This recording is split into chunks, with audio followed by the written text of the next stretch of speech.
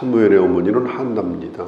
한나는 자식이 없어서 하나님의 성전에 나가서 통곡의 기도를 합니다. 하나님의 응답으로 하나님께서 사무엘을 주셨고, 그 한나는 그 아들을 하나님께 드렸습니다. 어릴 때부터 하나님의 성전에서 자라났고 오늘 이렇게 늙을 때까지 맡겨진 일을 잘 감당을 했습니다. 사무엘도 역사의 무대로 뒤로 이제 물러날 준비를 지금 하고 있어요. 이미 왕이 기름 부음을 받았습니다. 그동안에 왕이 없이 하나님께서 친히 다스렸죠. 400년 동안 사사들을 통해서 하나님께서 회개하면은 다시 적을 물리쳐 주시고, 죄를 범하면 또 어려움을 겪게 하시고, 그렇게 훈련을 시키면서 400년을 지나왔습니다. 사무엘이 이제 나이를 많이 먹었어요. 그동안에 사무엘이 한 말은 전부 다 이루어졌습니다. 성경에 보면 하나도 땅에 떨어지지 않고 열매를 맺었다. 성경이 그렇게 말하고 있죠. 그런데 오늘 성경 2절에 보면은 이제 왕이 너희 앞에 출입하느니라. 보라, 나는 늙었고 머리가 희었다. 이제 떠나갈 때가 되었다. 사무엘상서 12장은 사무엘의 마지막 고별 설교입니다. 마지막 유언과 같습니다. 사무엘이 얘기하는 거예요. 내가 지금까지 사사로 일을 해오면서 누구의 소를 내가 탐한 적이 있느냐, 누구의 나귀를 탐한 적이 있느냐, 누구를 괴롭힌 적이 있느냐, 누구에게 뇌물을 받아가지고 정의를 굽게 만든 그런 적이 있느냐. 사무엘은 백성들에게 공개적으로 물어봅니다. 그런 일 있다면 나에게 이야기를 해라. 백성들은 한결같이 그런 적이 없습니다. 당신은 그렇게 살지 않았습니다. 잘하셨습니다. 우리가 일생을 살고 나와 가장 가까운 분들에게, 나를 잘 아는 분들에게 이런 인정을 받는다면 그 사람은 참 행복한 사람입니다. 무슨 권세를 가지고 있고 돈이 얼마고 다 부질없는 일이에요. 그 시간에 그게 무슨 소용이 있습니까? 나는 당신이 살아온 삶에 대하여 나는 내가 인정합니다. 당신은 잘 살았습니다. 이렇게 말할 수 있다면 그보다 행복한 게 어디 있겠어요? 오늘 기껏해야 임기가 4년 5년씩밖에 안 되는데 정권이 바뀔 때마다 얼마나 많은 비리가 드러나고 얼마나 많은 부정이 일어나고, 그 짧은 시간에도 뭔가 좀 먹어보려고, 그래서 이 나라가 지금도 이렇게 어지러워지는 거예요. 사무엘은 평생토록 모든 전권을 다 가지고 있었습니다. 그가 왕이었습니다. 그가 선지자였고 그가 사사였습니다. 그가 왕을 세우는 일을 하는 것에 대하여 어떤 백성들도 불평이 없었습니다. 당신이 뭔데 왕 세우냐, 이런 사람이 없었어요. 사무엘의 권위를 인정해 줬습니다. 그런 전권을 가지고 있는데도 사무엘은 자기 사사로운 이익이나 자기 명예를 취하지 아니하고 끝까지 하나님의 뜻대로 주신 일을 잘 감당을 한 거예요. 그러면서 사무엘이 이렇게 말해요. 그러면 이스라엘의 왕이 누구냐? 저 기브아에 있는 사울이냐? 사울도 하나님의 종에 불과하다. 우리의 진정한 왕은 하나님이시다. 이걸 잊지 말라. 이게 사무엘이 마지막 남긴 설교의 주제입니다. 1절에 보니까 너희가 내게 한 말을 다 듣고, 사무엘은 경청하는 사람이었어요. 백성들의 말을 다 들었어요.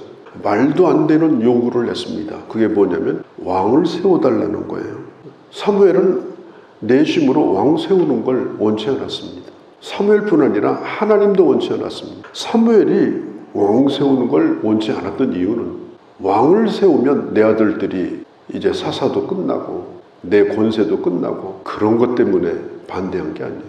사무엘은 그런 시기심도 그런 경쟁심도 없었습니다. 오로지 바라는 것은 하나님이 이스라엘의 왕이 되는 것을 원했어요. 그런데 백성들이 계속해서 이 왕을 달라고 하니까 사무엘이 그 얘기를 다 듣고 하나님 앞에 기도합니다. 하나님 어떻게 하면 좋을까요? 하나님이 왕이 아니고 사람을 세우고 싶다고 합니다. 그러면서 엉엉 울다시피 합니다. 그러니까 오히려 하나님이 사무엘을 위로를 해요. 하나님이 위로를 받아야 되는데 하나님이 사무엘을 위로합니다. 결국은 이제 왕을 세우게 되는 거예요. 6절, 7절, 8절, 9절에 보면 이스라엘 백성들이 하나님 앞에 기도함으로 모세를 통해서 애굽에서 이스라엘을 구원해 주셨다. 그리고 가나안 땅에 들어가기 전에 모세가 반복해서 말했다. 가나안 땅에 들어가면 하나님의 은혜를 잃어버리지 말라. 하나님만 섬기고 순종해라. 하나님은 우리의 생사와 복을 주장하시고 왕 되신 하나님이다. 모세가 시내산에서도 그렇게 가르쳤어요. 모압 평야에서도 가르쳤어요. 그리고 여호수아가 또 가르쳤습니다. 저 에발산과 그리심산 사이에서 그 유명한 마지막 메시지를 전하면서 하나님만 꼭 섬겨라. 하나님만 선택해라. 모세는 그가 죽기 전에 가나안 땅이 보이는 그 모압 평지에서 백성들을 다 모아놓고 그 설교를 하지 않습니까? 하나님 말씀에 순종하면 가나안 땅에 들어가서 너희가 복을 누릴 거다. 들어가도 복을 받고 나가도 복을 받고 떡반죽 그릇에도 복을 받고 저기 한 길로 왔다가 7길로 도망가고 만일 말씀을 저주하면 정반대로 들어가도 저주를 받고 나가도 저주를 받고 모든 것에 하나님의 저주가 임할 것이다. 반드시 가나안 땅에 들어가면 하나님을 잃어버리지 말라. 이게 모세가 마지막 남긴 얘기예요. 그렇게 다짐을 받고 가나안 땅에 들어간 거예요. 그리고 나서 여호수아가 죽고 나서 400년 동안 이스라엘 백성들이 한 일이 뭐예요? 계속 범죄했어요. 그러던 끝에는 아예 이제 하나님을 인정도 안 해요. 자기가 왕이 돼가지고 자기 소견에 오른 대로 사사기 말기에 보면 그렇게 행하다가 이제는 한술 더 떠가지고 이제 하나님 필요 없습니다. 인간을 왕으로 세워주십시오. 이건요 하나님을 버리는 일입니다. 하나님으로서는 충격적인 일입니다. 그래서 사무엘이 그 마지막 유언 설교를 하면서 계속 이 얘기를 반복하는 거예요. 너희가 그렇게 하지 말았어야 되는데, 왕을 구하지 말았어야 되는데 어떻게 하나님이 너희 앞에 계신데 왕을 요구하냐. 하나님 말씀만 잘 따르면 왕이 없어도 괜찮을 텐데 왜 그렇게 했는가. 그러면서 이 사무엘이 너무너무 마음이 아파서 그 얘기를 또 하는 겁니다. 이건 하나님의 마음을 얘기하는 거예요. 왕을 세웠어도 그 왕들이 다 앞으로 하나님을 앞에 범죄하고 한 40몇 명이 왕이 나타나는데요.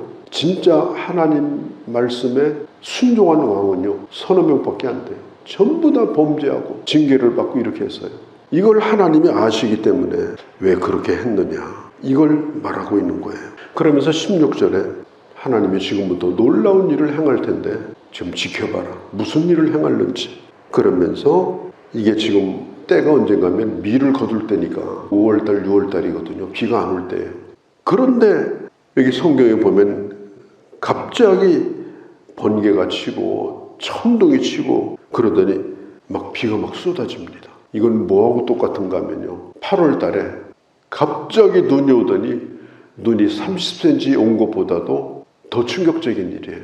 건기의 비가 쏟아졌고 천둥이 쳤다고 하는 건 있을 수가 없는 일이에요. 그런데 이런 일이 지금 벌어진 거예요. 18절에 백성들이 정말 두려워합니다. 야, 우리가 잘못했구나. 왜 왕을 구했을까? 왜 하나님을 왕으로 인정하지 않고 사람을 왕으로 세워가지고 자기들이 왕 노릇하려고 한 거예요. 하나님을 버린 거예요. 왜 그렇게 했는가?